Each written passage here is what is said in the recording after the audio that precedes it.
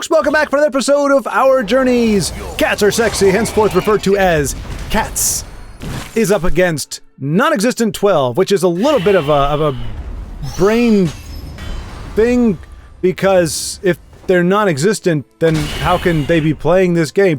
Mind blown. This is confusing. This is what you've come here for, is the amazing, mind-bending commentary. We're seeing two Guardians without guards, so I'm guessing there was a Penitus Oculatus agent or a Nasi in the not-so-distant past who came down and yoinked their guards. It's the first time I've seen them on the board without their guard border. And, well, cats seem to have taken some pretty good licks from non-existent, who... This can't be. They can't be running invade. That's just not a thing in these colors. It's, as much as people try to shoehorn it into things, there's no possible way. I don't think you can successfully run invade in Empire. Nicely done. I would say at this point, Cats is firmly in control. Although there is no answer for Cicero. It's only illegal if you get caught. Unless he gets... you can't get a single keyword that would screw over Cicero. If he gets ward, he doesn't have guard. So non-existent is going to be able to draw some. Cats are sexy. How many cards? I mean, that's a... This must be Singleton. Says Captain Obvious. It seems to be Singleton. If for no other reason, Blood Sorceress. Usually, when she's in the game, that means that there is that. But we're not seeing two of anything here. Find a way in. You will fall before me. By the egg, a fine battle. Ooh. Wow. Yep. There's the new arrow. Just a public service reminder for anybody who does not yet know that we are migrating over to this channel, the gaming aspect of this channel, well, I shouldn't say this channel, because now, happily, a lot of you are already on... Oh, Gentleman Jim. What a turd muffin. Jim. Turd muffin Jim. It would fit on the card back. Oh. Oh, man. Doppelganger. Oh, okay, there we go. That's not too bad. I am the Queen Mother. Attend me. And you get a doppelganger in the right lane. Nope.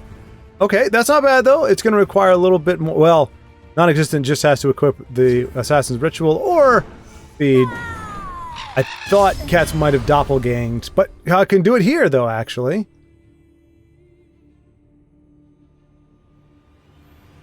Oh, but yes, so the gaming aspect of this channel, not the whole channel. I'll still be doing stuff from time to time here, but the gaming aspect is going to... Sorry, I should say Incarnate, because as I was saying, many of you are already on... And happy to see you on Roll to 1, so that's great. I've already seen Brovington and some other folks that are already over there. I'm seeing the comments there, so very happy to see that. So I'll just say, being migrated from Incarnate to Roll to 1. And June 2nd will be the last day that you will see any content, any gaming content here. On Incarnate. After that, it'll all be going exclusively to Roll to 1. And that's that. So looking forward to seeing you all over there.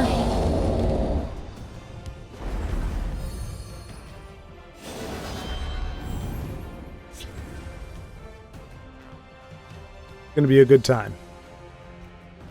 Well, I mean, it's always a good time. Nothing is going to change. This isn't like under new management or anything. And oh my goodness gracious. It's not going to be enough for lethal, but it's just as good. Oh, does it? Wow, that is a big Ving Fong Fam Flugga Flugga Flugga, whatever his name is. I was close. Zumog Foom. I mean, come on. And that's going to be GG from Cats. So a bit of a... I mean, you get empired. Well fought. Sorry, you get new arid. It's always a sad day. Hopefully non-existent can... Nope.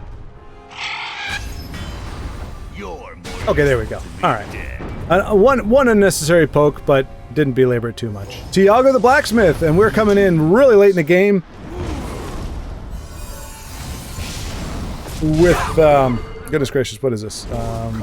Telvanni with 3, count them, 3 Necromancer's Amulets. Dave's life has no chance. I don't know if he's experienced enough now. He is in the Thief, and Tiago is in the Stay Puffed Atronach. But if Dave knows anything, or is familiar with the game, I mean, I will say this. I cast no judgment on somebody who wants to finish the game, who wants to run it to completion. In fact, I've got a friend who just frowns on the idea of forfeiting for any reason. You know, it's just a different value set. Although he also doesn't lose very often. He's one of those guys that just kind of naturally picks up whatever it is he's trying to do. He just picks it up naturally. So at the very worst, he's getting like 50-50. So he does not know the pain of folks like me who, for the most part, doing something new or something different, we lose far more often than we prevail. So I get it. So I'll never throw stones, because I mean I think there's something noble about it to a degree. But as a person who values function over form, that part of me finds it appalling when it's set up like this. Now, I could be proven wrong. In this very game, Dave's life could somehow come back and pull off a win. And that would definitely chastise me for my, I don't know if it's long-cherished belief, but my currently held view that when the game is in this particular state. There we go! No, see, Dave knows. Dave knows. Good call, Dave. Okay, so we're joining Avos again with his Telvanni Singleton on ladder. That's a really beautiful dwarven armour. It's a bit clunky to have in hand at the start, but very useful for reach. Imagine that if you had a swift strike, that would be pretty vicious. Got some removal in the form of the Viper. Well. Tawaka watches over me. Aw, my darling on the opposite side. At least we know it's not invade now, don't we? I think he's going to be on the nasty end of a Viper soon. My paws are quicker than your arrows. I like Cultist. He's like one of my darlings. Of course, it's not quite so good when you see him on the opposing side, is it?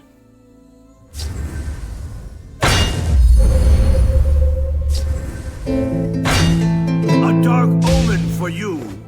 Oh dear, they're going to be a bit disappointed, aren't they, when that Viper goes in?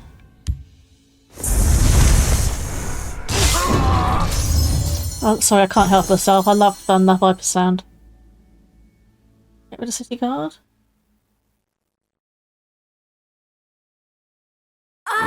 Oh, poor cat's paw.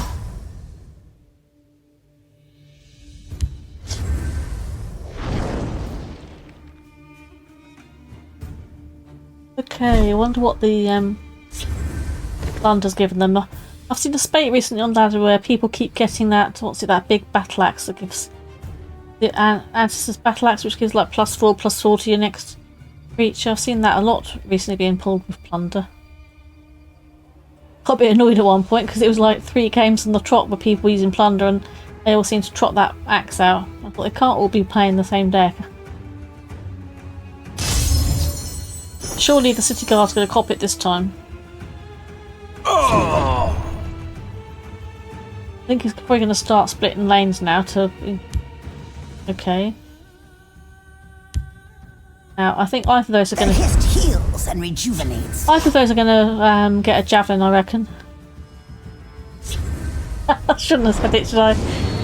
But it's almost like a given, isn't it? No one in their right mind lets that go off if they can help it.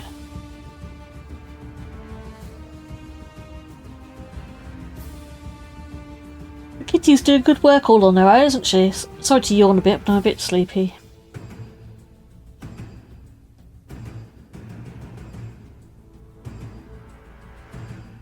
Will he go for Martin? I'm sure that he will, actually.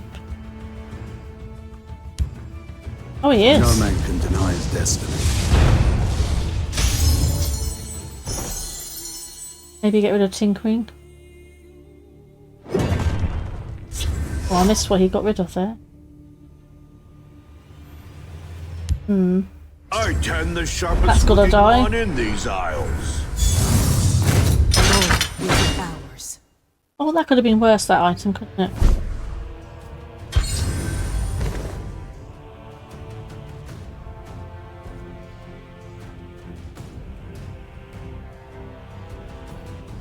Now, I suppose the question is he going to go Incarno? Sorry to yawn. A bit late here, I'm afraid. Okay, he's not.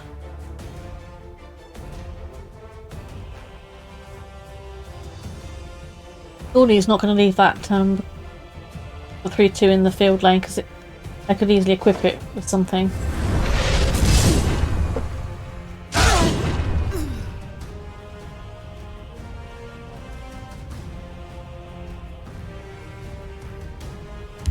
Go on, try to hit this I wonder if he's trying to get a... hoping for a swift strike. That would be really good. For the armaments, wouldn't it? It's okay. Stay behind me. Okay, I feel for the opponent a bit because nobody wants to put that out about having another guard there, do they really?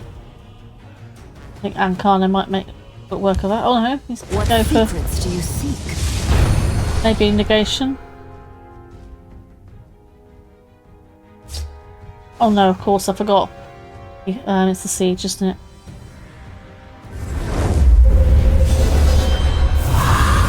Now that was very useful, wasn't it? What now? Probably going to go on Atmancer, see what high value thing he can get. Now I do feel for the opponent a bit there, because that's just not what you want to be seeing, is it, at round 8?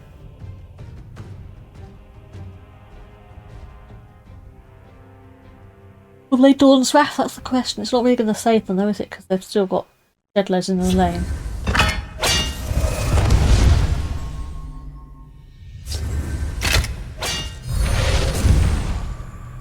Be gone, Vader. Good move there, so of course they don't know that he's got Dark Rebirth there, do they?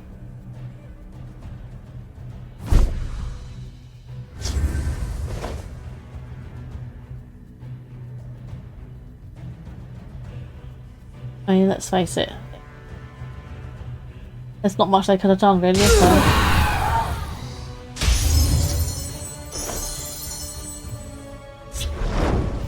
We're going to draw from armaments.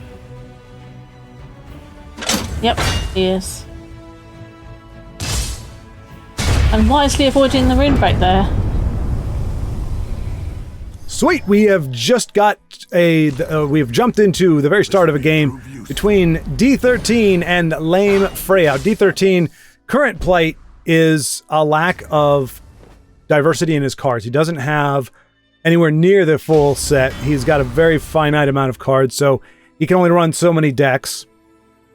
But I bet that does mean that he's gotten very creative with the decks that he can run and with the cards he does have. And as you can see, and I think I've pointed this out before, but I think it's worth repeating, this is somebody who kind of came in. I cannot remember if he actually started late. I think he started early. He started back in the day, but then had, you know, because kind of away for a while and then came back. But the bottom line is it's quite deficient in cards. Doesn't have anywhere near,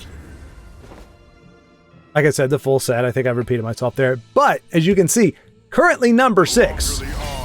So folks like me have no excuse, or I shouldn't say that. The better way to put it is there's nothing keeping you back. Even if you have the, I mean, if I'm not mistaken, D13 is still going through the story to get the story cards. That is pequeño. That is a very small collection indeed. And if he can get up to rank 6 with a collection like that, there is nothing keeping us from ascending that high other than, you know, our skill level, skill ceiling, etc., which is, I will not dispute, that is what has kept me down. That and my inability to just roll with the punches. And one of my favorite movies, at least of the genre, is Jerry Maguire. And one of the cool things they do is they cut back to Jerry's mentor, the great late, I think his name is Dickie Jones. But he's just this old guy, and he's like, he just comes in with these words of advice. You know, if you don't, what was it? If you don't love somebody, you can't care for anyone. I mean, just things that are a little cheesy, but they make sense. But one of the things he just says is, roll with the punches. Tomorrow's another day. Just a simple thing like that to keep in mind. I don't roll with the punches. I take them on the chin and my head snaps to the side or back, and I am cheesed off that my head just took a hit. Chewbacca! Chewbacca! He's watching over me. Thank you, Chewbacca.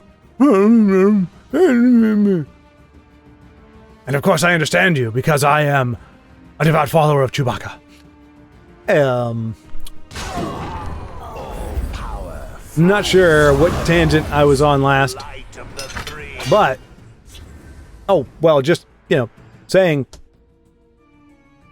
don't fret if you're brand new to the game or you're relatively new. Just know, again, if you're good, if you got a knack for the game, and you can persevere, which I would say your emotional state goes into the ability to persevere. If you're already kind of salty or unhappy, hang on a second. Picture was crooked. It's bothering me. I'm not OCD, but some things will just irk me. Yeah, so if you're already kind of salty going in, which part of my problem is when I try to play now, the last experience that created the salt hasn't really faded away. So I already kind of go in with my defenses up. I'm already kind of clenched. And so the moment that things don't, are looking pretty rough, or, I get one game where my opponent high rolls or something, I'm already on my way to just me. One of the trademarks of D13's Sorcerer deck, one that distinguishes it from most other sorcerers that I see even today out there, is the inclusion of Worm King's Agent. And I'm so happy to see him. I thought it was just a cool card, and we're going to see him put to good use here. D13 uses him and is able to play into him more than anybody else that I've seen. And he's a lot of fun if you can do it.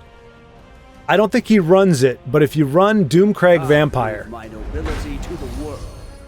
it's a lot of fun. Because as soon as you come down, then he's not just having to kill a creature that has 2 health, he can kill anything. That combo is a lot of fun, but it's hard to pull off. I mean, it's hard to set up. Doomcrag is very shy. I don't know if you know this, but as a rule, sometimes he'll pop up, but most of the time, as a rule, Doomcrag is very shy. Does not like appearing, especially when you need him, especially when there's something else that's useful in your hand. He'll usually show up if it's just him. If you're running Doomcrag Warrior and you've got your pings already, and you got your ambusher. What's her name? It's not Grotwood Ambusher. Maybe it is Grotwood Ambusher, the 5-cost 4/2 that pings everything in a lane. You got her in your hand, and you're sitting on 1,000 Magicka. He'll never show up. He gets performance anxiety. He's quite a turd muffin. But D13 is going to be up against it, or is up against it now. You got the Orcs with 2 Chieftain's banners, which means his Orcs are nigh indestructible. They can still fall to things like, Mummify, of course, which takes away that bonus, but they're even a little 4/1, 4/2/2 now comes down as a 2/6. So it's going to be very hard for D13 to pivot, but I do remember being up against a deck similar to this, and it was a grind, but I did manage to do it. We might see Doggo trade and Encano to keep his Storm Atronach alive.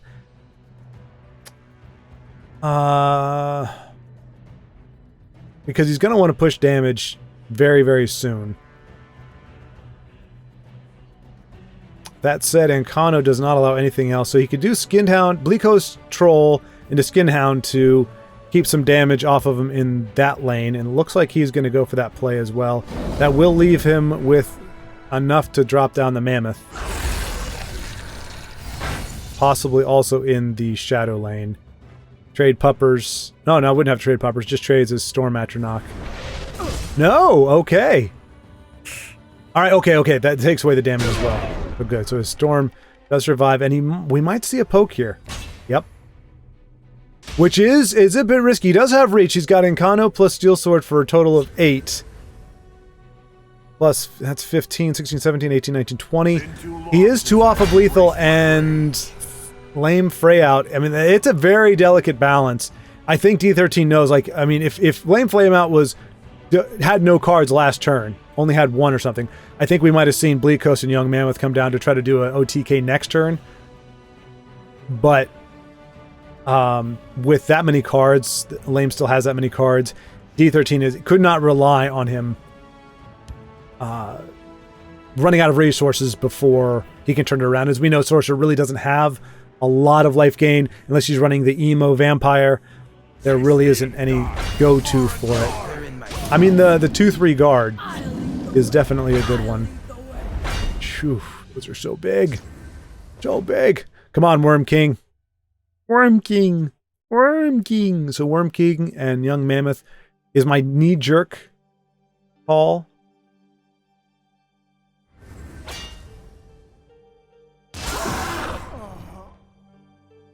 Is he gonna? I don't think he's gonna trade. It's not. I mean, it's not worth trading with the two 6s in that lane. So yeah, he's gonna. I think he's gonna hold on to because Encano. He can do Encano and oh no, he already used the sword. You've not seen my like. Encano represents 5, so he does have lethal on the board with Encano in his hand. It's just a matter of Lame Freyout being able to get past the guard with either one of those on board. Like if he's got a Wood or a Kent Hunter, oh my gosh! Nicely done, D13! Alrighty, and we are observing Tusk Shadows running an assassin. He is the immortal against Gregory of Wellington, chosen of Akatosh. Come on, Tusk Shadows! Now, Tusk is running the Soul Shred, which reminds me that we did have about a 2-week window where we were doing a Shred for the Bread competition, which in turn would lead into a Shred for the Bread tournament, hypothetically. But we got 3 submissions. We'd like to shout out to C City, to I believe his name is Ryu. Sorry, I am totally blanking on your name, but I remember it's Jonathan Velasquez, I believe. It's been a while, but it is RYU. Sorry, Jonathan. I do apologize. I'm butchering your name, buddy. I did not do my research beforehand. But he submitted. C City did, and then Lollygag and Sweet Roll also submitted. And you saw those games in the past. I was peppering them in, thinking this will inspire some folks, or keep it top of mind. But unfortunately, we just those were the only ones that submitted. And it was supposed to be ideally was submit your top 5 games. This is for whoever wanted to try it. Submit your top 5, and we would take the best one, and then and those with the best record the most shreds would get into the tournament. We were thinking maybe 7 to 10 people, somewhere in there. So that did not coalesce, which I'm used to. I used to when I was a little kid. I had big dreams, lots of plans. Ooh, good. Oh, Gravegrass. That's Gravegrass. I've seen that more and more. That is a great prophetic include from Tusk, who, as I said, is running a Soul Shred of his own. So hopefully we'll get to see some more incredible soul shredding going on. But I mean, I remember I was a huge Star Wars fan growing up. That's definitely very compartmentalized to my early life at this point, but it was a huge deal. I probably watched the trilogy. Well, at least Empire and Jedi. I didn't watch New Hope or Star Wars, I guess. Sorry, Denise. I didn't watch Star Wars until... That was the last one I saw. I actually saw Jedi, then Empire, and then Star Wars. Episode 4, I guess we could say. It was a ways. And consequently, I really didn't like it as much. I didn't appreciate it as much because it wasn't like, oh, that's awesome, wow. Oh my gosh, it's getting better and better. It was a lot of the effects and honestly the emotional resonance. For all the faults that Return of the Jedi had, it's the emotional resonance I don't think has been matched in any of the movies. To be fair, I don't like anything beyond 83. There are no movies beyond that. For me, personally. I do have Rogue One. I found it palatable. Again, not a lot of emotional connection. Should be, considering what it was. I read a series as a book by A.C. Crispin, a trilogy, and she wrote about, it was essentially the Han Solo, it's called the Carillion Trilogy, I think, but it was a Han Solo trilogy. And it has a kind of similar vibe in that it goes into a little bit of Han's kind of like his first, maybe not his first, but his biggest kind of like young love. And she ends up, getting mixed up in the rebellion and, gets into a little bit about how Lando screwed him over. And that was a very emotional book for me. Or series for me. I remember thinking about it for several days, if not weeks afterwards. And just being very, ooh, a Nasi. Ah, Gregory deploying a Nasi. And puts Tusk Shadows in a very tough situation. This one thanks you. He's not going to be able to do a lot of shredding here, and boy golly. But you see, it's not just so he's, so you see he's combined Sparksmith with Feels like my work never Corsair ends. ship, which is great because that is, as you can see, it does pings every time you equip something. It's a great combo. As long as she's on the board, we might see a very powerful shred. And he's up against 2 attributes, which means fewer cards to shred, but also, though, that he has fewer cards to start out with.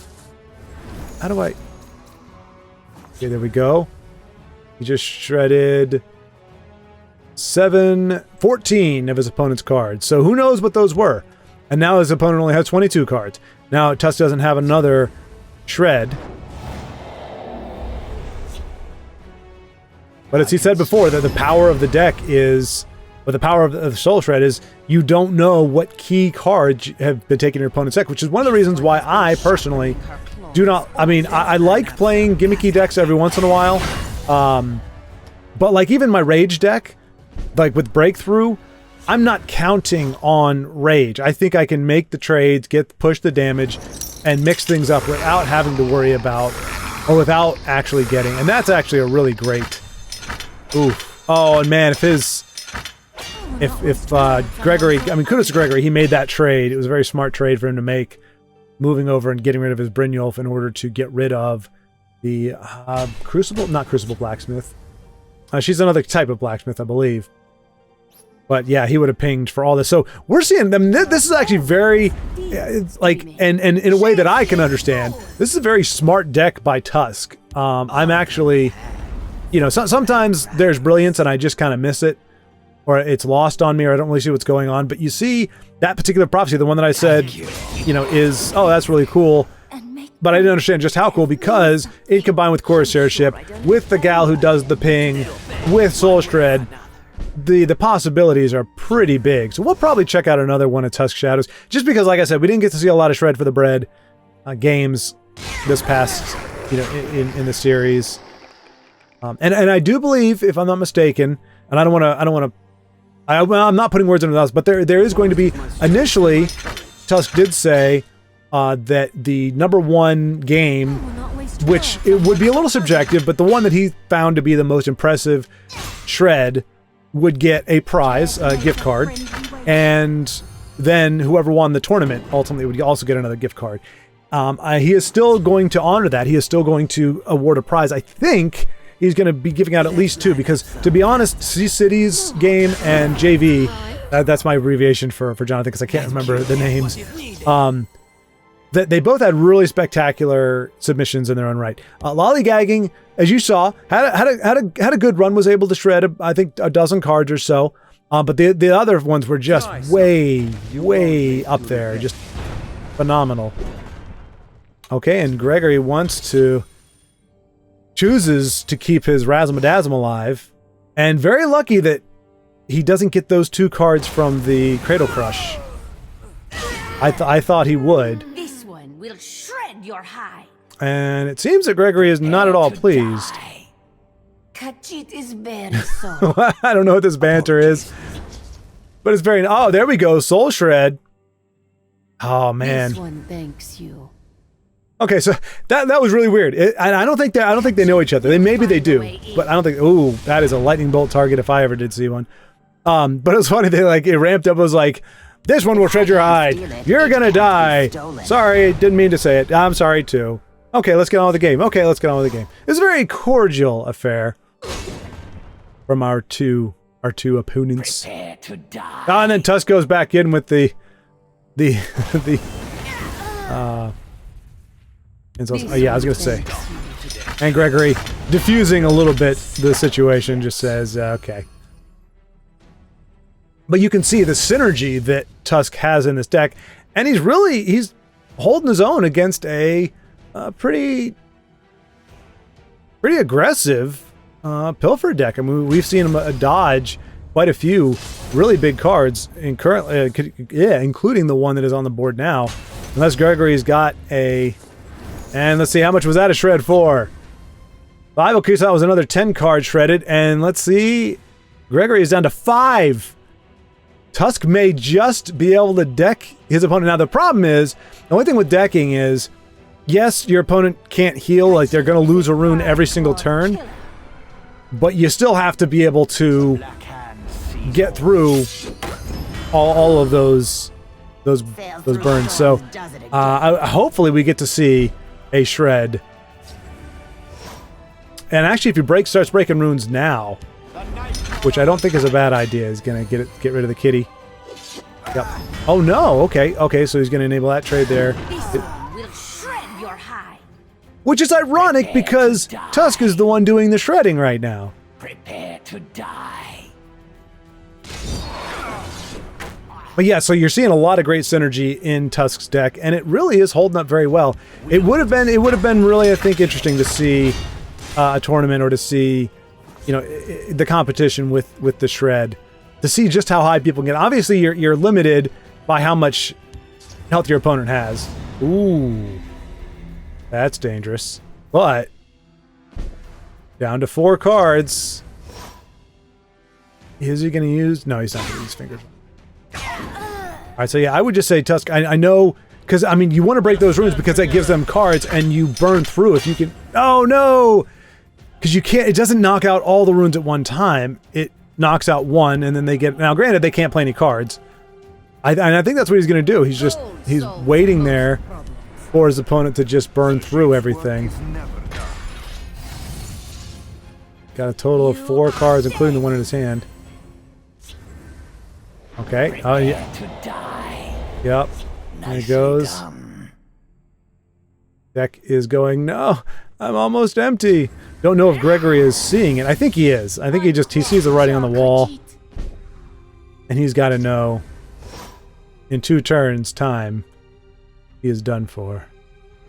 And I guess it is smart actually for Tusk to wait, because if you destroy your opponent's cards when they have no card, when you destroy your opponent's runes when they have no cards to play, there you can't hit a prophecy. So he listened to my advice without knowing it, and unfortunately for him, he got hit with the prophecy, which is the downside of striking while your opponent has cards. There you go. Decked his opponent. And Gregory is going to go down to the shred. Was that 10, 20, 25 cards, I think, down?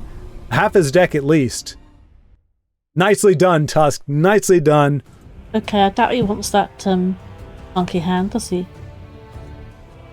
Maybe he'll keep the gatekeeper as its useful control. Okay. Let's hope this is burn and not market. The opponent, that is. The name rings a bell, but I can't think where from. We're going to get a Barrow Stalker here. I smell the stench of the living. Can I offer you? Ooh, an animal deck. I do like her, by the way. They're probably going to be boarded up. Careful there, friend.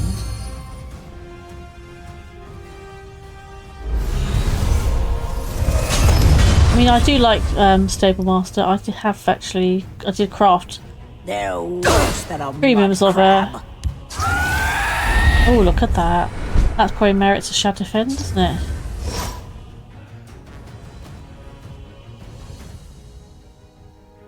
Well, I like to think that he'll trade with the Ward Crafter. And then maybe Shadow Fen that.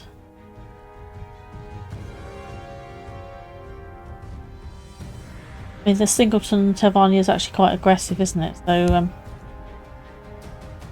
surely not. You can't let them gain that amount of health. This should help. And I think that will set up in for the Sorcerer. Hopefully, maybe the Sorcerer. Maybe he'll just go with the Bat. That's probably more economical to go the bat. Oh look! Crab merchant. Read my lips. Nicely done. I used to run goblin crab.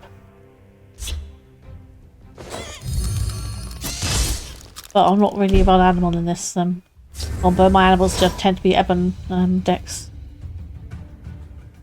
We're gonna have the giant bat. We're gonna go for Ebon.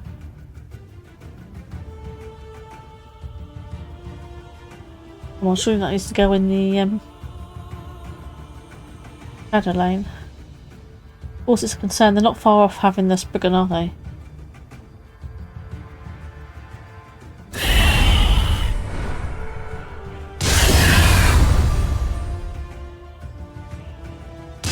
So I think Sorceress is definitely going to come out, probably in the other lane.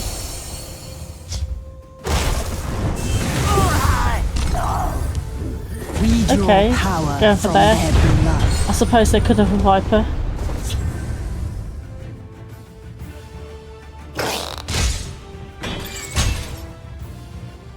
Did I stutter or something? Bit difficult for him to. He might have to Ice Storm because otherwise, if they Spriggan that, I mean that's an ideal Ice Storm, really, isn't it? Otherwise, if they Spriggan,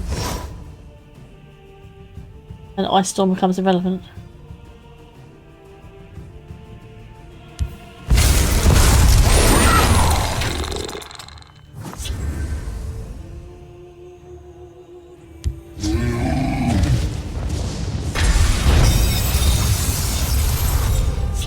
Okay, so at least they got some draw out of it, didn't they?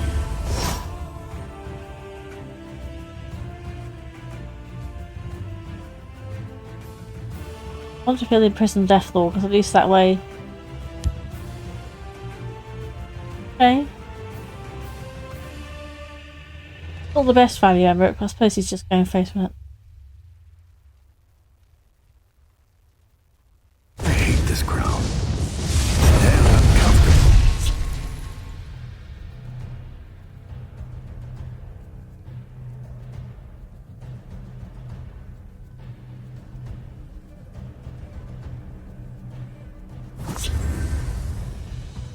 I think they believe. Can I offer you some hackler? I was wondering if they were going to go down the route of hitting face, but I think they want to position themselves. I mean, they've made it a bit tighter now than it originally was going to be. What secrets do you seek? Okay, here we go for the siege again.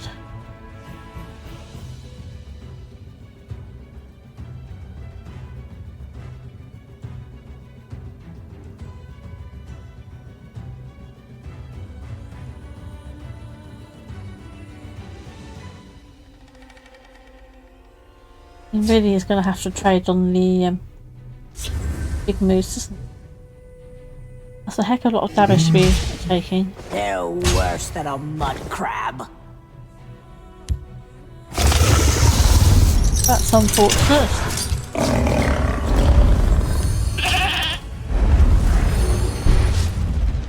That goat is always naughty, isn't it? No matter what.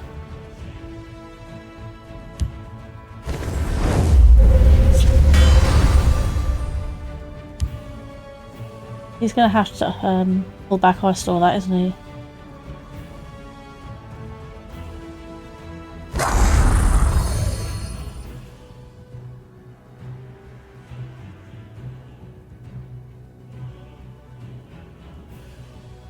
Marcus is on his way over, so he might decide to touch the microphone. Hopefully not, otherwise it might get some purring in a minute.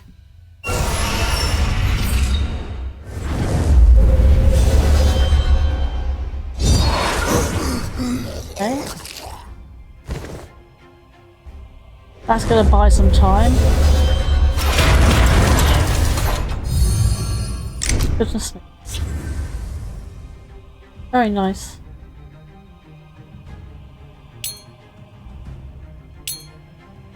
Yeah, he thinks that they've got the Spriggan as well. They're worse than a mud crab.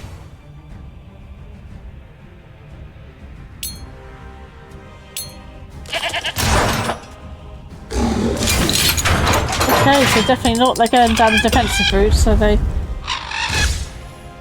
don't have their Spriggan yet then. So I wonder if he can do enough breakthrough damage.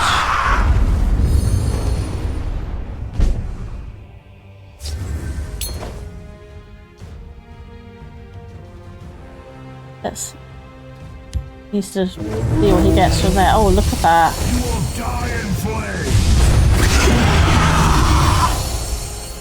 And that's very unfortunate for the opponent. That's literally the worst thing for them.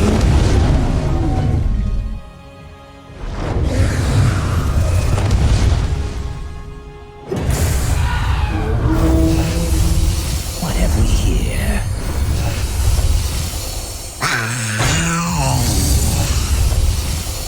Oh my goodness, they're even gonna get the guard out of the way. Oh no, he's leaving here.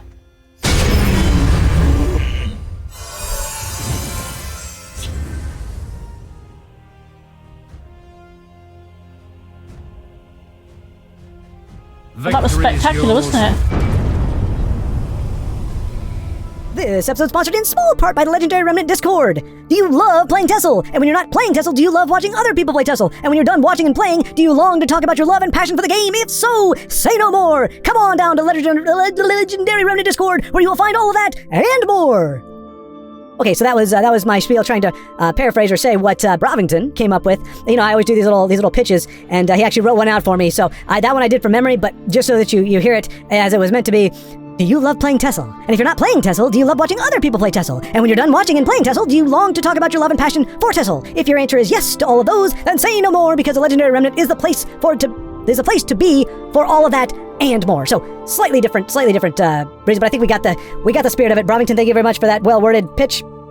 I think it actually sums it up very nicely in a way that my other attempts probably did not. Anywho, the main sponsor of this episode is Warrior's Taunt, which is a card from the brilliant mind of, say it with me folks, Vincenzo, a name that's on all of your tongues. Remember, he has his own channel, and he has started posting there again. It slowed down a little bit because he welcomed a son into this world, and you know that brings all kinds of time constraints and scheduling, juggling, and whatnot, and what have yous. But I believe he is back in the saddle, at least partially. So check out that channel when you get the chance. He does upload, and he is playing his own videos, unlike me, who, again, mostly is a spectator at this point. Anywho, Warrior's Taunt is an action in the warrior colors, as might be expected. 3 cost. Deal 1 damage to all enemy creatures in a lane for each wounded friendly creature in that lane. First of all, I like this because I think the name goes really well with the action, or you know what it's actually doing. It's one thing to come up with the art, which again, this is great art. I'm upset that this is actually not in the game already. It looks really great, although it could be. It looks like it could be from Warcraft as well, or Warcraft 3. It kind of looks like Grom Hellscream or something, but it could. I'm sure it's actually from Legends, or from Skyrim.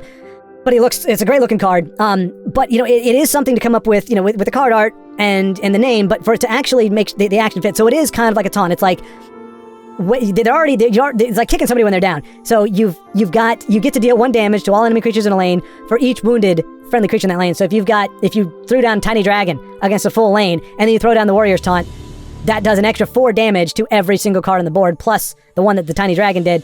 That's pretty much going to wipe out most lanes. So cards like that it encourages, I think, those areas of those cards of mass effect, like your Ambusher, the 4/2, the 5-cost 4/2, Prophecy that comes down and pings everything in the lane, the Skaven Pyromancer. Cards like that pair really well with Warrior's Taunt, and it's going to be good. I mean, it's good in general, but it's really going to be good for those aggro decks that really need to push that damage against guards or drain creatures, or you know what have you. It's kind of like a very, very, very Burn and Pillage is a very conditional card anyway. In terms, you have to have broken runes for it to do anything. This one, you have to have enough creature. It really takes effect if your opponent is swarming the board. So it's going to help you stabilize a little better against like a Token Crusader, for example, or of course, as I said, you know, any kind of control deck. But this is another 3 cost. I think that actually it feels right. I'm just gonna say it feels right because I haven't worked it on my brain, but it seems like because of the conditions, because it's very circumstantial. Because you know, if you only have 2 creatures in the lane, yeah, you only have 2 creatures to work with, to deal with, but you're only going to be dealing 2 extra damage, provided they're both injured. And that also is requiring some more trading, which I think would favor more warrior decks that are a little more mid-range, that are running like the Chieftain banner.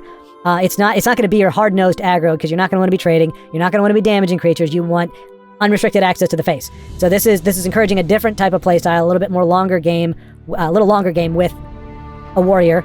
And it's obviously it's not specific to orcs. Orcs have nothing to do with it. It just happens to have an orc on there because they are kind of the face of warrior, to be honest. But yeah, I think 3 is a fair cost for him, and or for the action. I shouldn't say him. It's an action, and I like it. And like I said, it's like a taunt. It's like when they're injured, when you've already kind of got them down a little bit. It's like, oh, I'm gonna twist the knife a little more. I'm gonna be a jerk to you. And obviously that's not you as a player saying that, but that would be like a taunt. Like you're not gonna taunt somebody who's, well, I mean, if you're really bold and courageous, then yeah, you taunt whoever you want to. But if you're a little more selective and you value your life a little bit more, you're only going to taunt somebody after you've already kind of taken them down a notch. That to say, I'm not a big fan of that. When you see, like, if you want to talk trash before a game, that's one thing. You want to talk trash if you're down, that's another. But if you're winning or you're about to win and you start talking trash, it's like, but this is warrior. This is the way of the warrior. Warrior, way of warrior. Taunt like crap when opponent's already taking damage and is on their last legs. Then they can't take you down when you taunt the crap out of them. Just makes them rage quit. You don't worry about rage quits because you still get the win.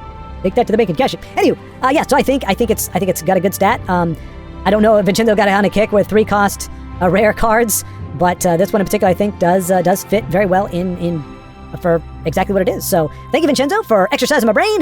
Thanks for checking out his creation. And now let us get you back to the games. Okay, so we're joining Ross for a final game on ladder with his Singleton Helvani. I slay the unworthy. Now, I wonder if that opponent is actually on Transmog. The title might be a bit of a clue, but then sometimes people just have titles that they really like, don't they, once they've earned it. We shall see. If they have lots of actions, then I'm going to assume that they're on Transmog. The hist heals. Which would be really cool, by the way. I bet that Argonian won't last long.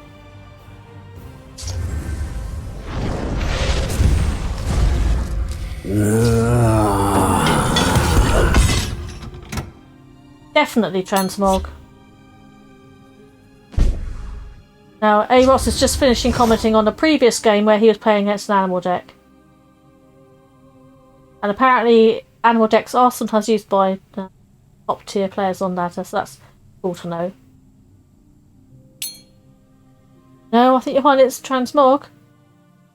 Might just message him in a minute, just so I'm sure he'll button on fast. He's sharp that way.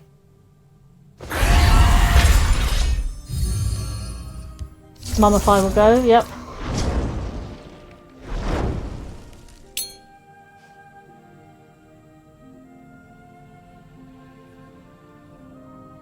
That is a very good looking mummy.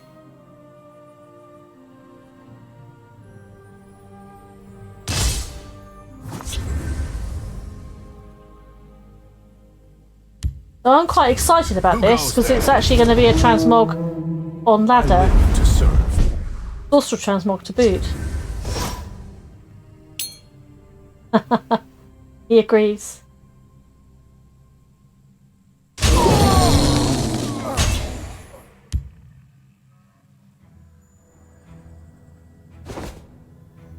So, in the previous match, he did boost Ancano with Moon Touched Guardian.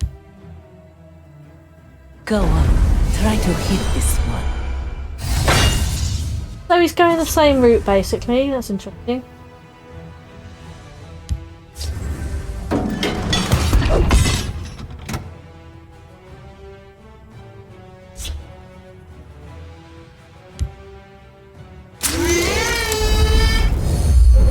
For honor and glory.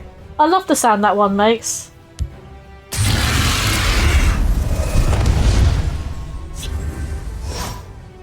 Ooh. Dwarven armaments.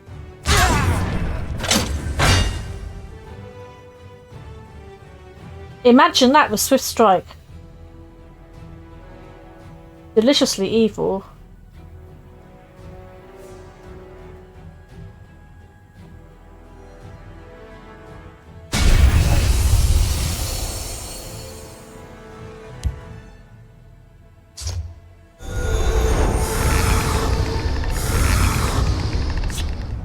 So clearly he's looking ahead to Ancano and then finish off with the extra breakthrough with Squish the Wimpy.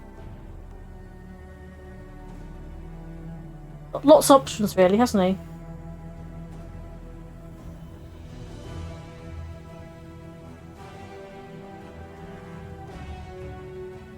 Are we going to see a transmog though? I hope so.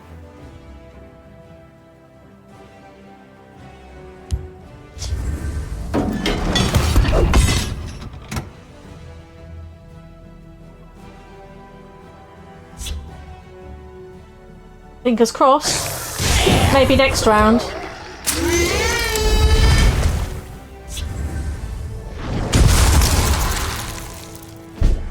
Very nicely done there. Well defended. Good to see Winter's Craft being used. And I think that little lethal guy's going to cop it with Ancano. I have many important things on my mind.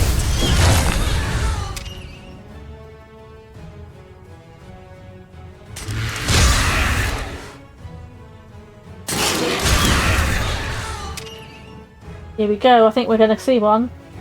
But it has to be a good transmog, really, if they're going to come back.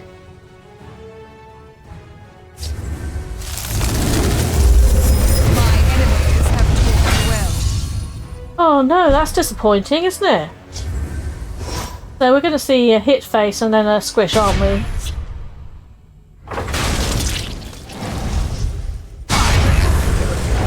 Well done both, and credit to them playing transmog on ladder. Fluffy Fries 99 against Chris Topaz. A top 10 player currently sitting at 156. Fluffy Fries 99 in the Thief. I believe the past few times we spectated Fluffy Fries, he has been here. He has been at the Thief on the precipice. Not sure if he's doing the unfortunate, the unhappy yo-yo that is ever so common in this game, going down to the snake after getting up to the gateway and back again. But that very well could be what he's enduring. We do see a soul shred, so even if it is posthumously, Fluffy Fries 99 is shredding for the bread. Ding. We could have gone with that, but I don't know that breading has ever been used as a slang term for money, so I would have been stretching a little, which I might still do anyway. Ooh. But yeah, no, Fluffy Fries is definitely got his hands full in this one. Really hoping to get to see some good shred action, but as you can see, every single card in his hand is in action right now, and he is totally getting hosed by this goofball right here, Jorun the Scald King. It's good to see him in action, not gonna lie. Ooh, and the mighty Sweet Roll comes into play. Altar of Despair, proving its name, as I'm sure Chris Topaz is definitely lamenting and despairing that he summoned a Sweet Roll to the board. Not sure if he knew that was going to happen, or if that's like a, oh, whoops. But either way, that now frees up Fluffy Fries' plethora of actions. Nothing really that he can play now, though. And to be fair, he doesn't need to worry about it too much. He is 10 points down from Chris. 2 runes broken. But not in a fantastic place. He's just very lucky that Chris does not have a fantastic... I smell the stench of the living. Does not have a fantastic board. Does not have a board of which to speak. He can Altar of Despair the Sweet Roll, and that pulls something a little more useful than a Sweet Roll. There goes the Viper.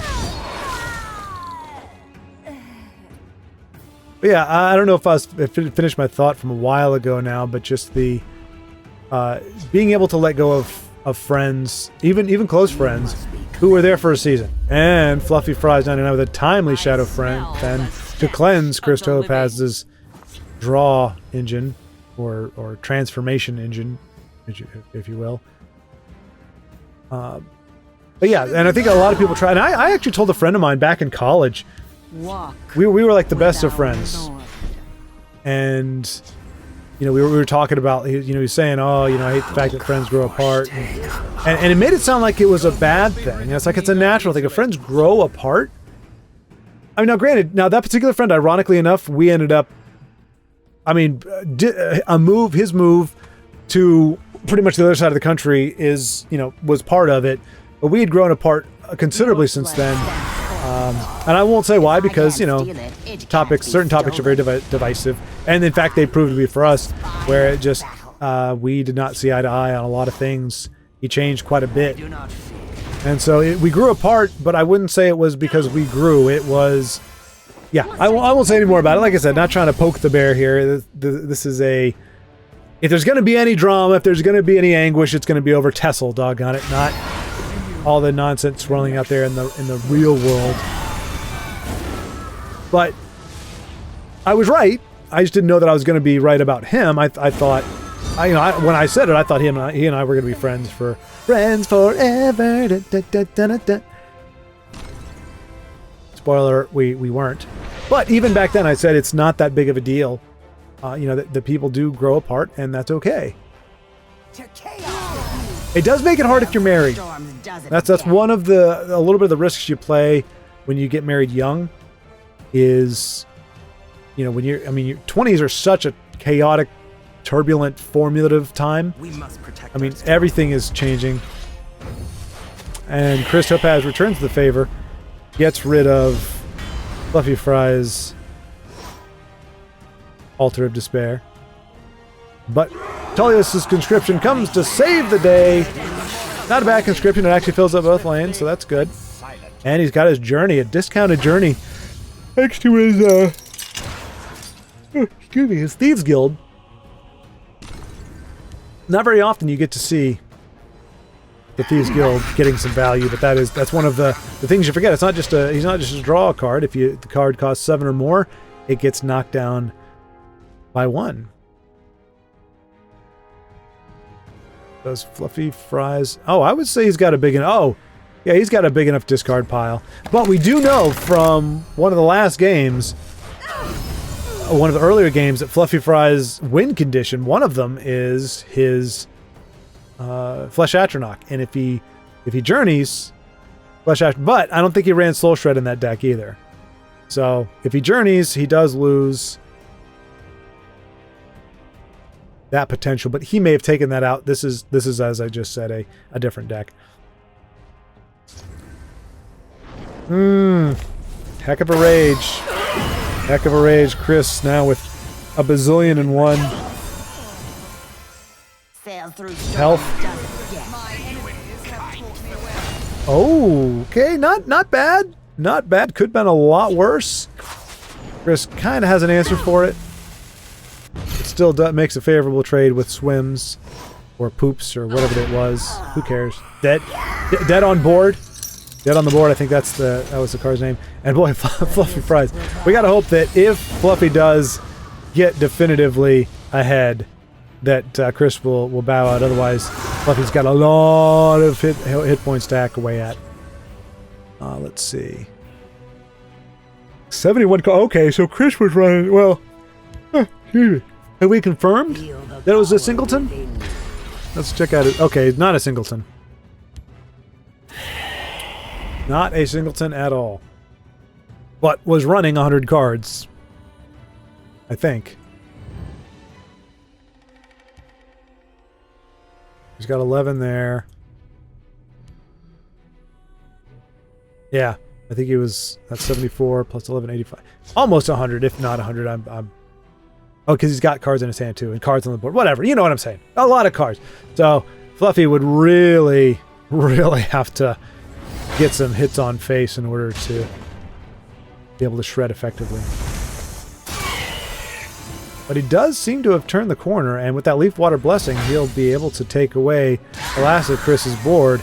And now Fluffy Fry is very much in the driver's seat, and this is why it's not always great to drain. And I'm guessing Chris probably did not want. Well, maybe he did. I mean, you see, he's got enough. He's got enough where, as we know from A-Ross, how much did he burn there? How much did he shred? Okay, 4 times 3 is 12. A solid dozen. A respectable shred. A respectable shred. Lollygag Sweet Roll got something similar. Respectable, but not mind-blowing. Considering I think Sea City had the record at 30, 36, I think, and then Jonathan came along with I think it was fewer shreds. I think Sea City had 15 or 16, and JV had 14, maybe 12 or 14, but had 3 attributes to Sea City's 2, and so that gave him more shredded cards, but both effectively essentially ended the game with it. Anywho, reminiscing about the days long past, meaning a week and a half ago. But just good to see Shred in play. And I guess Fluffy Fries, this isn't a Shred for the Bread deck. It's not geared around that necessarily. Doesn't seem to be, although Tullius's conscription does lend itself to it. Ooh, and down comes the Aelid Guardians. Ah, they must be so tired. They never get a break. There's never a game where they don't show up these days. But holy cow, you know, that amulet, it's easy to overlook, but you do so at your own peril.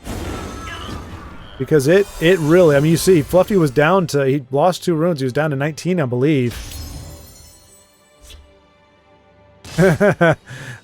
Kicks you right in the flesh nuggets. That is a very, very apt say. Razum-a-dazzum-a-dazzum. No, Wisp Mother! How dare you defy me, Fluffy Fries 99?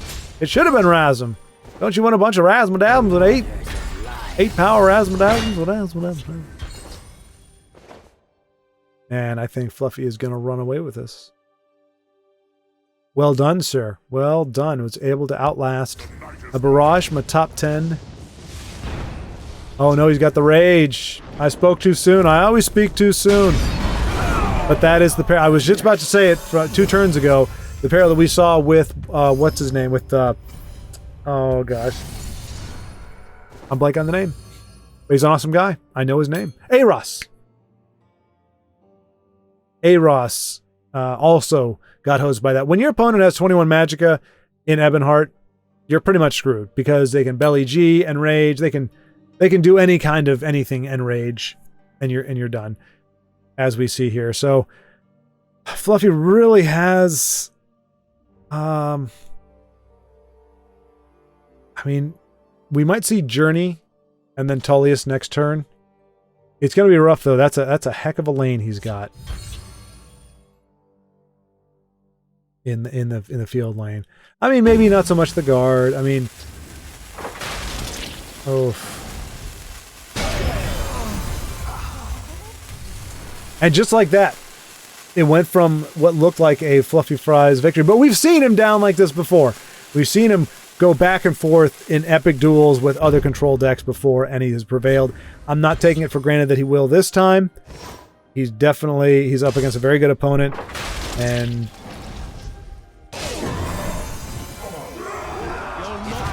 surprised we see a Journey. With as much health as he had, I'm kind of surprised we see a Journey. Or we see a, whatchamacallit, a conscription without a Journey. I thought we would see the Journey first. He's got plenty of cards that he could populate the board with, but that usually means he's got something else up his sleeve. So all that to say from earlier. Oh, Poopstone Chris Topaz, come now, sir. You're a legendary, you're a top 10 player. You don't need that ridiculous crutch. Surely your deck building and your playing prowess are more than enough to give you an advantage without having to resort to incurring the weak sauce RNG nonsense to pull off a win. I only need one shot. We were the genuine kind for this. Repel discommanders. And actually, that is going to be a big deal because it means that Fluffy is not going to be able to take out Razum-a-dazzum. Actually, he will be able to. He can order in Viper next turn. I was just about to say he needs mass removal, and I think that is what we're going to see here. All that Chris is going to have left after this is a 2/5 Venom Tongue. And now Fluffy Fries once again has the point lead.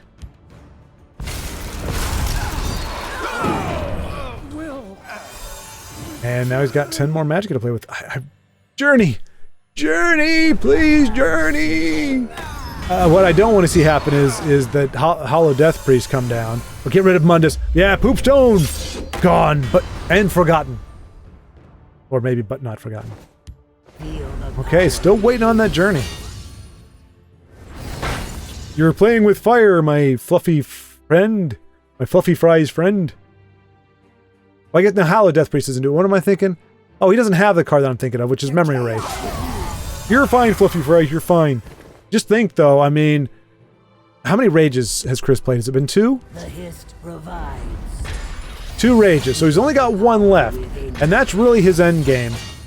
Obviously, he can do stuff without it, but that's his primary source of power. I slay the unworthy. And he's only got 1 left.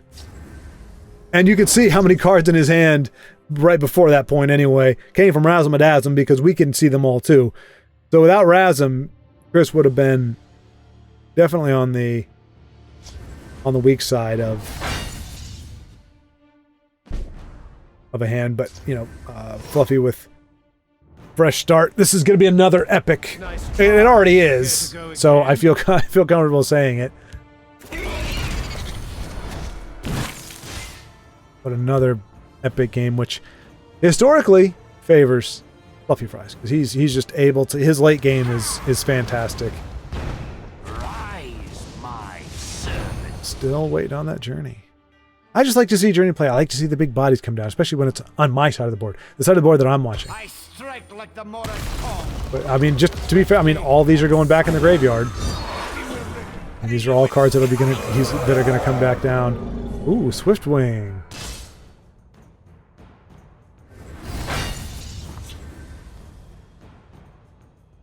Very nice use of the Wisp Mother. Are you gonna really rage? Nope, does not have, neither does not have or does not, chooses to not run it. Still Archer's Gambit, effective for what he needed, which is being able to trade, and that's, we are just seeing, Chris Topaz just has all the things, you know, defies, what do you call it? The odds.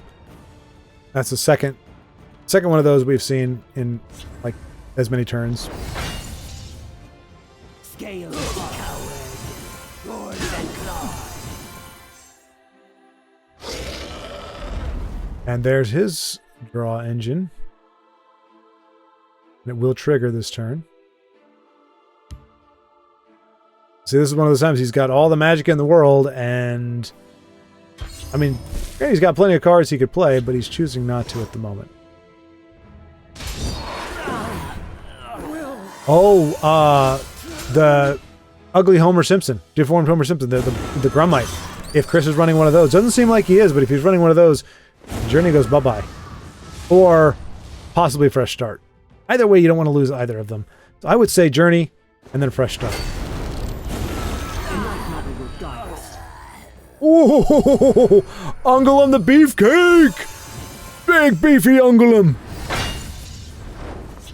The Night Mother will kick your butt. I'm Ungulum, and I'm huge. I'm the size of a night magic, night talent? No, night, wow, I butchered that. Blood Magic Lord. There you go. I'm the size of a Blood Magic Lord. I'm the size of Tazcat. I am the size of a charged version of Aspect of Hercene.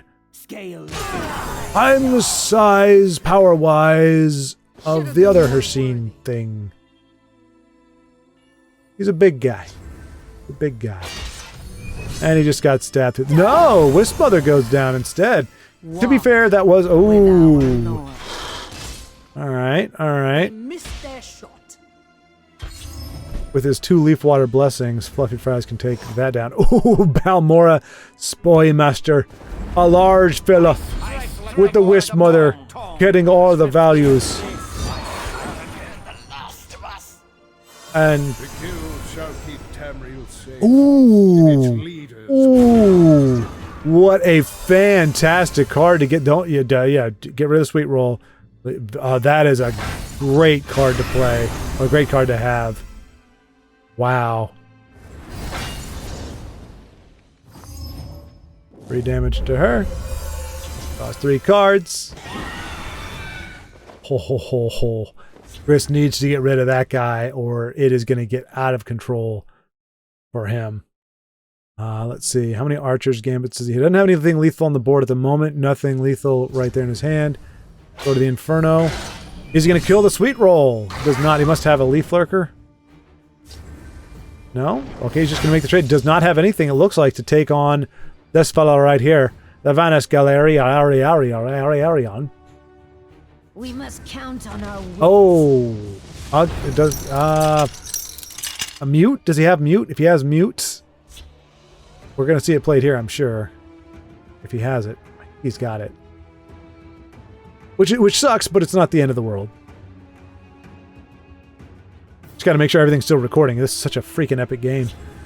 All of the things. All of the things. Okay.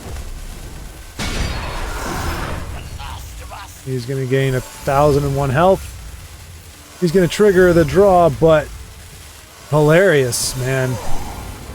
Or Vanis. Ooh, no. Probably didn't want that to happen. That's... Ooh. That's dangerous. That's really dangerous. Oh, Fluffy, you need an answer to that, buddy. Okay. A giant sanctuary pet is a good answer.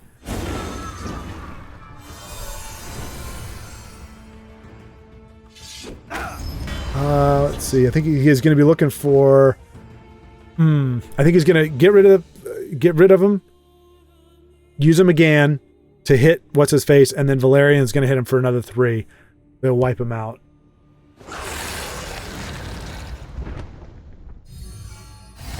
Or a big brain play like that works too. Way to go, Fluffy Fries. I lurk in the shadows. Playing smarter, not harder. That's the way. Another Sweet Roll, man. Who built this deck, Fluffy Fries? There's aren't enough cards. Actually, that's a good... Well, no, he just journeyed, so he's got a ton. If I fall... Oh, it's so beautiful. Look at this. That might be enough for let's see. 23, 26, 29. 29 plus 6. Okay, never mind. He finally finds a way to get rid of Vanis, or whatever the heck his name was, but not until he really helped swing things. Chris, though, man, my goodness gracious. Every possible draw option he's got in that deck, and he's been able to use it.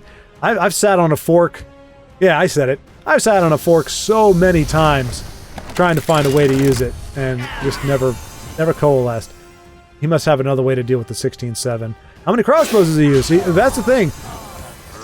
I mean, very rarely will you see an Ebonheart deck run out of resources, but this deck is neutered without gambits, swords, and crossbows. It's out of crossbows.